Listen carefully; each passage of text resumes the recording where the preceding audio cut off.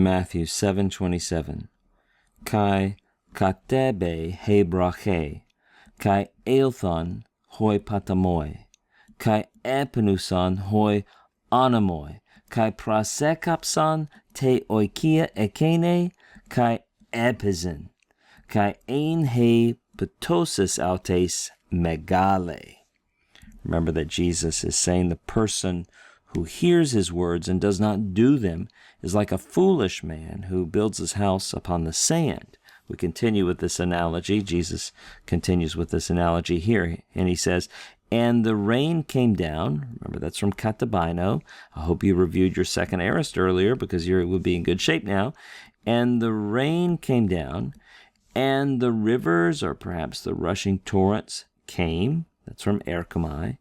And the winds blew. This verb here is from paneo, to blow. You can see the augment, sigma alpha. That's aorist, third person plural, to match the third person plural subject. The winds blew, and they beat against that house. Notice when you have the demonstrative pronoun modifying a noun, it occurs in the predicate position. The noun will have the article. The demonstrative pronoun will not have the article. That's the normal way for the demonstrative pronoun to modify a noun. The noun has the article and the demonstrative pronoun does not. It beat against that house and it fell. The house fell. That's from Pipto. And the fall of it, that is the collapse of it, was great. I think the NIV, I'm glancing over, it says, and it fell with a great crash, which certainly captures the idea nicely.